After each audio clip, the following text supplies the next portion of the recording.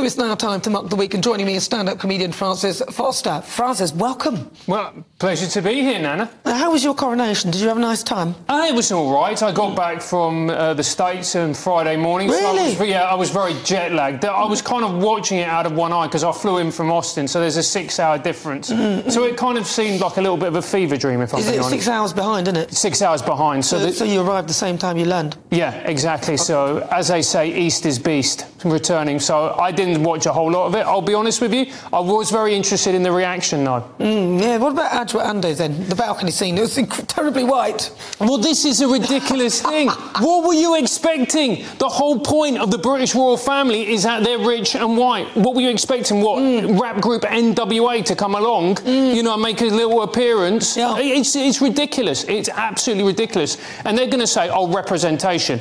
My question is, where's my representation then? Where's a little bit of working class in the royal family? Why can't I have a prince who's also a plumber?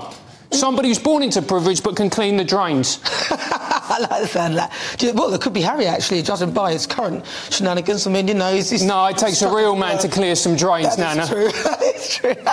So what do you think, though? Do you think that there's a certain type of person who looks at things constantly through this prism of race and everything is about that? I mean, why was it about that for her? I don't understand why you would look at the royal family and think, do you know what, we need diversity here. I'll be honest with you, they do need diversity, a little bit of genetic diversity. Do you know what I mean? There's been a little bit of inbreeding over the years, can we just say?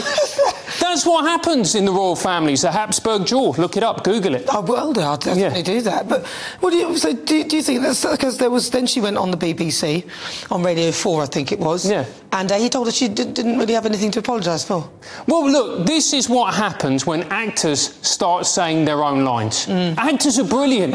They look good, they sound good. You give them some lines and you go, wow, that is incredible. They sound heroic, magnetic, romantic. And then you hear them talk and you go, oh, you're just a bit of an idiot. Well, Prince Harry's obviously gone back because there's nothing to do here apart from 2 people, but we'll leave it there because he's still in the midst of it. What about Penny Mordaunt? Penny Mordaunt carried this sword. I think some people said it was for 2 hours, and she carried it. I thought she reminded me of one of those Lego people, you know, the ones that came with all the Fisher-Price toys that had the head and the thing come off, and then, you know, I had the Fisher-Price plane.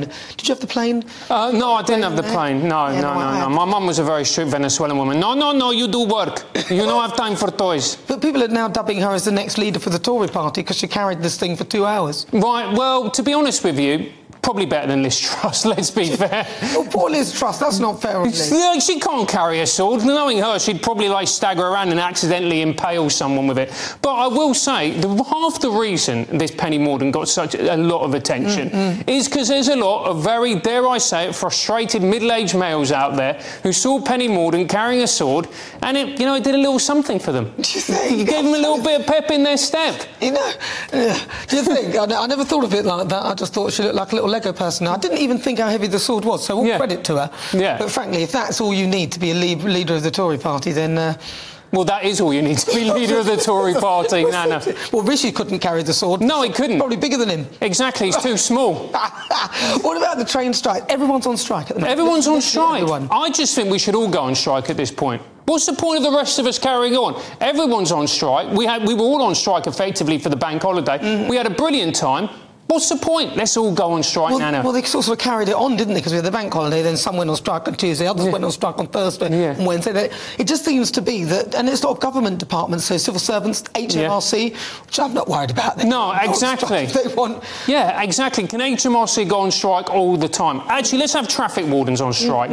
That'd be brilliant. Let's get the traffic wardens on strike. Let's just get all the people, civil servants. Will anyone really notice if they go on strike? Well, Border Force in particular, no one will notice. Yeah, exactly. They're processing, 9 applications, I think it is, a week. Yeah, well, it's a tough job. It is a hard job, and look, it takes many cups of tea and a lot of focus and dedication to do 9 applications a week. From your house. Yeah, exactly. From your house. Of course. Yeah. And what do you make of Eurovision? Because, of course, we've got Eurovision. Zelensky's not allowed to make a statement. Yeah. They're saying it's political, although the whole thing is political, seeing as we're doing it in this country because it can't be done in Ukraine because of the war.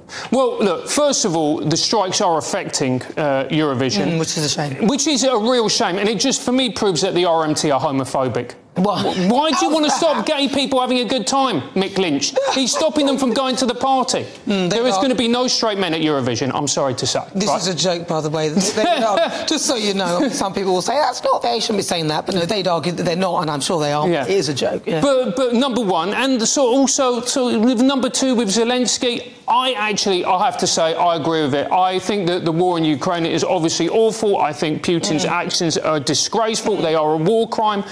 But I think there is a danger with all these types of sporting events that we end up politicising them. And if you're going to say that you don't want, for instance, the Premier League supporting BLM, which I'm in agreement with... I don't want them doing that. Yeah, exactly. Then can you really say that you want them promoting a cause that you believe in? I think we've got to be fair and say for a lot of these organisations or a lot of these ceremonies or events, like the Olympics, they should be apolitical. But the whole reason why we always get nil point, apart from the fact that our songs are terrible... It's the French. Yeah, but we always get nil point, especially when we were looking to leave. No, it's jealousy, Nana. Look at the rest of Europe. Belgium, do you want to be Belgian? Mind you, some of the songs that we've had out recently have been very, very bad. Have you heard Flemish? It sounds like someone gargling. It's disgusting. French, look, the French, no one wants to be the French. Not even the French want to be the French. What about our entry, though? Mae Muller says that she hates Britain and she's going to... Of course she hates Britain. She's 25 years old. But she shouldn't be like... I mean, for me, I'm quite annoyed at that. I mean, I don't want to vote for her because she said that. Yeah, if I was going to vote, well, we can't vote for her anyway, but exactly, which is good. Yeah. But, I wouldn't... If I could vote for her, I wouldn't vote for her because she said that. Really? No. I just think, look, that's one of those ridiculous opinions you have when you're 25 years old. You think you know about something, you clearly don't. Again, if you're an artist, go and sing.